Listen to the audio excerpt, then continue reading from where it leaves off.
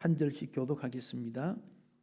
여호와의 종 모세가 죽은 후에 여호와께서 모세의 수종자 눈의 아들 여호수아에게 말씀하여 이르시되 내 종 모세가 죽었으니 이제 너는 이 모든 백성과 더불어 일어나 이 요단을 건너 내가 그들 곧 이스라엘 자손에게 주는 그 땅으로 가라. 내가 모세에게 말한 바와 같이 너희 발바닥으로 밟는 곳은 모두 내가 너희에게 주었노니 곧 광야와 이 레바논에서부터 큰 강 곧 유브라데 강까지 해쪽 속의 온 땅과 또 해 지는 쪽 대해까지 너희의 영토가 되리라. 네 평생에 너를 능히 대적할 자가 없으리니 내가 모세와 함께 있었던 것 같이 너와 함께 있을 것임이니라. 내가 너를 떠나지 아니하며 버리지 아니하리니 강하고 담대하라. 너는 내가 그들의 조상에게 맹세하여 그들에게 주리라 한 땅을 이 백성에게 차지하게 하리라. 오직 강하고 극히 담대하여 나의 종 모세가 네게 명령한 그 율법을 다 지켜 행하고 우로나 좌로나 치우치지 말라. 그리하면 어디로 가든지 형통하리니 이 율법책을 내 입에서 떠나지 말게 하며 주야로 그것을 묵상하여 그 안에 기록된 대로 다 지켜 행하라. 그리하면 내 길이 평탄하게 될 것이며 내가 형통하리라. 함께 읽습니다. 내가 네게 명령한 것이 아니냐. 강하고 담대하라. 두려워하지 말며 놀라지 말라.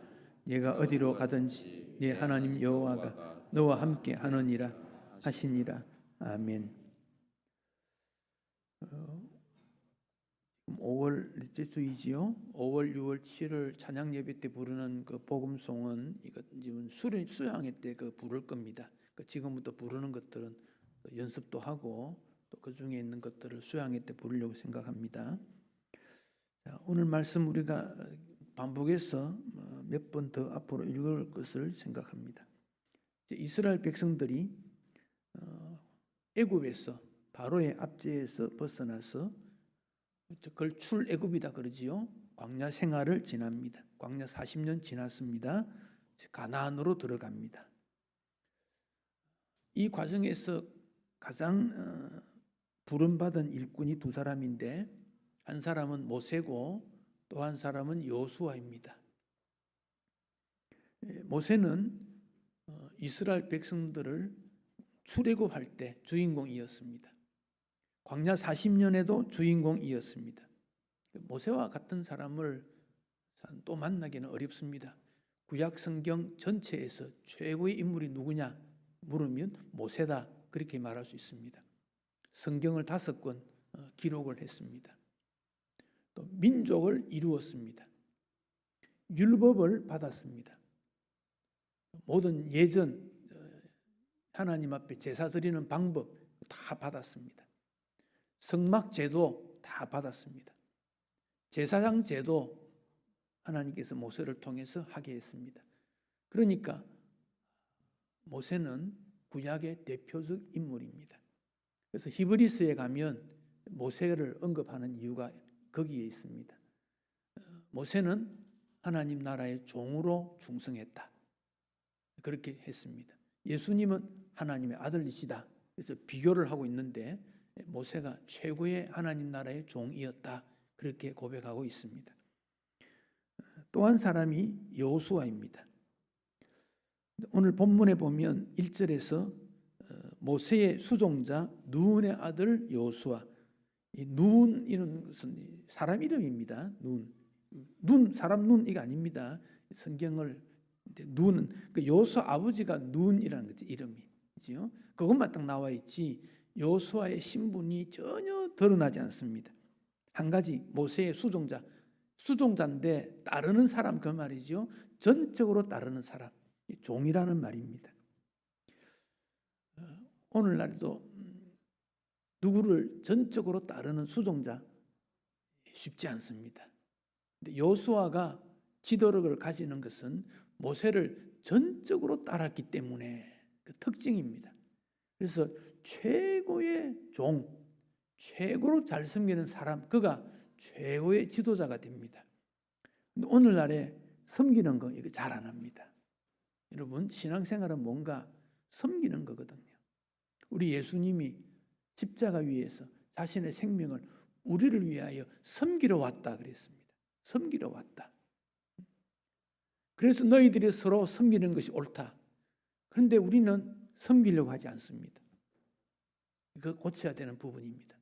여호수아는 전혀 배경이 나타나지 않지만 모세를 광야 생활 동안 적어도 여호수아가 가나안에 정복하는 기간, 광야 기간 다 포함하면 여호수아가 110세 죽지 않습니까? 보면 태어나기는 애굽에서 태어난 걸로 그렇게 여기집니다. 나이 계산해 보면 그렇습니다. 똑같은 종이었습니다. 그런데 애굽에 태어나는 사람 중에 유일하게 가나안 땅에 들어간 사람 여호수아, 갈렙 두 사람 아닙니까? 광야에서 태어난 사람, 애굽에 태어난 사람 다 죽었지요. 그래서 여호수아가 그렇게까지 이르게 된 것은 모세를 잘 섬겼기 때문에, 이거 교훈입니다. 모세를 잘 섬겼기 때문에 우리의 모습이 그렇게 돼야 된다는 거예요. 잘 섬기는 모습이 우리가 돼야 됩니다. 여호수아에서 배웁니다. 후대 이스라엘 백성들이 나라가 어려워지면 그때 출애굽할 때 하나님이 어떻게 인도하셨지? 그걸 떠올립니다. 가나안 정복할 때 어떻게 했지? 그걸 떠올립니다. 그래서 출애굽과 가나안 정복, 출애굽부터 광야 생활과 가나안 정복, 이것은 이스라엘 역사에 있어서 너무도 중요하니까 후배들이 계속 그 얘기를 합니다. 그래서 시편에 보면 출애굽, 광야 생활, 가나안 정복, 이게 반복으로 나오는 이유가 거기 있습니다. 그때 하나님이 어떻게 우리를 인도하셨는지 기억해야 된다. 그 주인공이 여호수아입니다. 또 이것은 우리가 세상에 살다가 천국으로 들어가는 것을 가나안 입성이다 이렇게도 비유를 합니다. 비유. 그래서 요단강 건너가 만나리 뭐 그런 말 하지 않습니까? 요단강 건너다면 우리가 가야 됩니까? 아니지 않습니까? 영적으로 그것을 건너므로 영원한 삶을 누린다. 그 점을 노래하고 있습니다. 모세는 인격이 매우 높습니다. 모세의 온유가 무엇입니까? 부드러운 것입니다. 하나님의 명령에 100% 순종했다 그런 말입니다. 그 온유함이 지상에 있는 모든 사람, 어떤 사람들보다도 모세의 온유함이 높았다. 근데 모세가 처음부터 그런 건 아닙니다. 그것도 다혈질이고 힘도 강하고 그렇습니다. 근데 어떻게 그렇게 되었습니까? 하나님으로부터 훈련받았기 때문입니다. 우리 가운데 나는 참 성격이 잘 바뀌지 않아. 급하고 저돌적이고 충동적이고 견디지 못하는 그런 성품이 있다면 모세를 통해 배우시면 돼요. 모세도 그렇다는 겁니다. 모세가. 그러니까 사람도 죽였지요. 우리는 사람 죽인 사람 없잖아요. 모세가 우리보다 더 거친 사람입니다. 그런데 모세의 마음이 그렇게 다듬어졌습니다. 우리 하나님은 그런 은혜의 하나님이고 그렇게 할 수 있습니다. 그게 모세입니다. 조금 요약해서 말씀만 더 드리겠습니다. 근데 여호수아가 어떻게 가나안에 들어가느냐? 1장에서는 두 가지 교훈을 배우는데 하나는 하나님께서 격려하셨다. 어떻게 격려합니까? 여호수아야, 내가 모세에게 이미 말했듯이 너희들이 밟는 곳은 다 이미 주었다. 걱정하지 마라. 광야, 레바논에서부터 큰 강, 유브라데까지, 여기서 저기까지, 이건 다 우리 가나안 땅의 지도를 말하고 있습니다. 여기서 여기까지, 그 큰 강 뭐 이런 것도 말한 겁니다. 그러면서 6절, 7절, 9절은 반복해서 말씀하는 것이 마음을 강하게 하고 담대히 하라 그 말입니다. 마음을 강하게 하고 담대히 하라. 사람의 격려도 중요하지만 하나님의 격려는 얼마나 중요한지 모릅니다. 하나님께서 우리에게 격려해 주시기를. 하나님 만남으로 그런 일이 일어납니다. 그래서 예배나 기도는 하나님 만남으로부터 그런 말입니다. 수양회를 준비하는 우리 준비위원들이 좀 긴장이 되어 있습니다. 지금 이 큰 일을 어떻게 할까? 네. 먼저 여러분들이 하나님을 만나십시오. 주님, 왜 우리가 이 수양회를 이번에 해야 합니까? 하나님이 우리에게 해답을 주십니다. 왜만 해야 합니까? 그래서 그 기도를 해야 됩니다. 응답이 올 때까지 하십시오. 한 번만에 응답이 주어지면 좋겠지만 그러지 않을 수 있습니다. 반복해야 됩니다. 반복해서 하나님 왜 수양해야 합니까? 한번 질문을 해보십시오. 각자에게 질문의 해답이 다를 수 있습니다. 그런데 주님이 그러면서 무언가를 기억나게 하고 깨닫게 해주시고 이 일을 통해서 주시는 은총이 있습니다. 그것을 찾아야 됩니다. 제가 정답을 줄 수는 없습니다. 주님이 각자에게 주실 수 있습니다. 결론적으로 말하면 주님은 우리에게 세상살이를 이길 수 있는 격려하기 위해서 그 일을 갖게 한다. 저는 그렇게 봅니다. 하나님의 격려가 있고 또 하나가 사람으로부터의 격려가 있습니다. 요수아가 그 명령을 받았을 때 두려워서 감당할 수 없으니까 늘 불안한 마음을 가집니다. 그러니까 하나님께서 강해라, 담대해라 그러면서 율법책을 너 입에서 떠나지 않도록 하고 주야로 묵상하고 그 가운데 것을 지킴으로 말미암아 너 길이 잘 될 거야.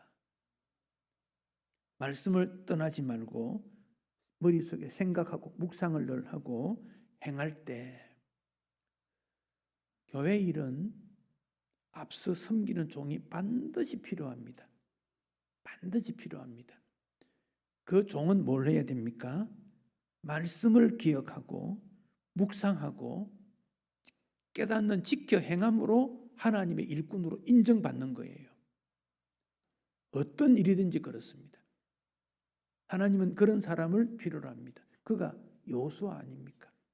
여호수아는 지금 우리 가운데 있지 않지만 영적으로 여호수아의 사명을 가진 자는 우리 가운데 있을 수 있습니다. 그가 누구든지 관계없습니다. 여러분 생각에 우리 가운데 그런 여호수아가 많이 나타난다면 그 결과는 넘치는 은총이 일어나게 될 겁니다. 이번에 수양할 때 제일 큰 문제는 뭐냐? 저는 코로나라고 생각합니다. 저기 이제 뭐 동남아시아 쪽에서 서서히 돼서 이쪽으로 온다. 보도는 그리 말하고 있습니다. 7월 달은 피크가 될 수 있다. 사람은 두려울 수밖에 없습니다. 그래서 그걸 위해서 기도해야 합니다. 주님 막아주세요. 우리가 은혜를 받아야 되겠는데 주님이 막아주셔야 되겠습니다. 그래야 됩니다. 그런 것도 기도하며 체험할 필요가 있습니다. 하나님이 막아주셨구나. 평생에 중요한 교훈이 될 수 있습니다. 또 한 가지 여호수아는 동료로부터의 격려가 일어나게 됩니다. 여러분 여기 이제 요단강이 있습니다. 요단강이 북쪽의 헬몬산에서부터 요르단 골짜기로 쭉 요단강입니다. 그리고 갈릴리가 있습니다. 갈릴리는 위에서 물을 받아 호수가 되고 밑으로 흘러내리는데 언뜻 내려서 사해가 되지요. 그 동쪽 모압 땅이지요. 모압 땅. 지금 이스라엘 백성들은 거기 있는 거예요. 지금 동쪽에. 그래서 요단강 건너오는 거예요. 지금.